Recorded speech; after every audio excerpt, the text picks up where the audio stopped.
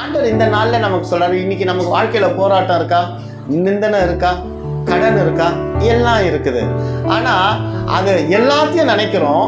இதுல இருந்து நான் மீண்டு வரணும் அப்படின்னு நினைக்கிறது எத்தனை சதவீதம் சொல்லுங்க பிரியமான சகோதரன் சகோதரிகளை சொல்லுங்க.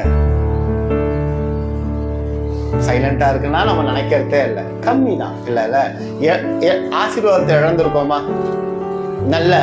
நல்ல சூப்பரா வாழ்ந்த வாழ்க்கையில இழந்து வந்துட்டோம். சரீர சுகத்தை இழந்துட்டோம், பணத்தை இழந்துட்டோம், வியாபாரத்துல ஒரு நல்ல மேன்மை இல்லை, இழந்துட்டோம், தரித்திரத்துல கொஞ்சம் போய் கொண்டிருக்கிறோம் அப்படின்னு வச்சுப்போம். உதாரணத்துக்கு இத்தனை மத்தியிலையும், இத்தனை போராட்டங்கள் மத்தியிலையும் என்னைக்காவது ஒரு நாள் நம்ம இருதயம் இதெல்லாத்தையும் நான் மீண்டு இழந்ததை மீண்டுமாய் பெற்றுக்கொள்வேங்கிறத நினைச்சிருக்கா? அப்படி நினைச்சிருக்குன்னா நினைச்சுக்கிட்டே இருந்திருக்கா, நினைச்சு வந்திருக்கா? கரண்ட் ஆஃபாய் வர மாதிரி அப்படிதான் வந்திருக்கு இல்ல?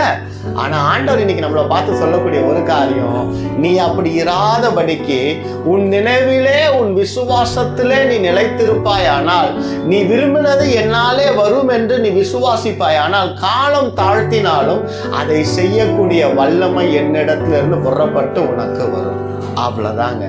அவ்வளவுதான். ஒன்னே ஒண்ணு சொல்றேன், தேவ பிள்ளைய, நீ இன்னைக்கு ஆண்டவர் அறிஞ்சு கொண்டபடியினால ஆண்டவரை விட்டு நீ தூரம் போயிட்டு திரும்ப நீ வந்திருக்கிற. ஆனாலும் கர்த்தர் சொல்லுகிற ஒரு காரியம், இனி உன்னை எந்த ஒரு துஷ்ட சக்தியும் ஆள்வதற்கு இடமில்லை. அல்லேலூயா.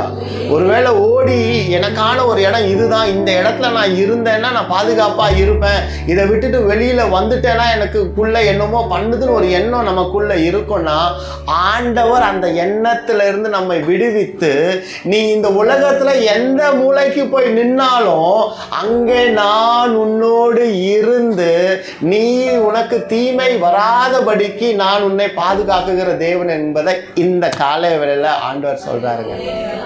நீ எந்த டைமென்ஷன்ல எந்த டைரக்ஷன்ல வேணாலும் போ, கர்த்தர் உன்னோட இருப்பார்.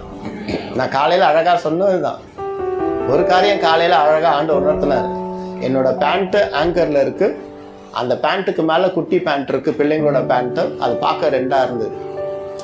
அதை என் பேண்ட்ல இருந்து சில விஷயங்கள் எடுத்துட்டு குட்டி பேண்ட்டை முதல்ல மாட்டிட்டு பின்னாடி என் பேண்ட்டை மாட்டும் போது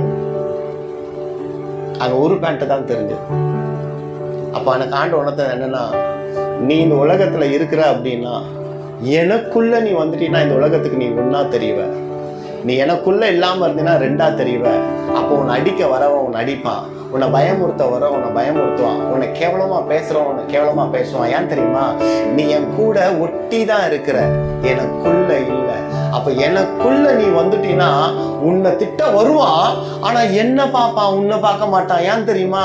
உன்னதமானவரின் மறைவில் இருக்கிறவன் சர்வ வல்லோட நிழலில் தங்குவான் என்ற வசனத்தின் பிரகாரமாய் நீ என் மறைவுக்குள்ள நீ வந்துட்டபடினால உன்னை நிந்திக்கவோ அவமானப்படுத்தவோ உன்னை அழிக்கவோ உன்னை பயமுறுத்தவோ எத்தனை போராட்டங்கள் வந்தாலும் அத்தனை போராட்டங்கள் வந்து நிற்கையில நான் நிற்பதை பார்த்து அந்த போராட்டம் எல்லாம் ஓடி போயிடும்.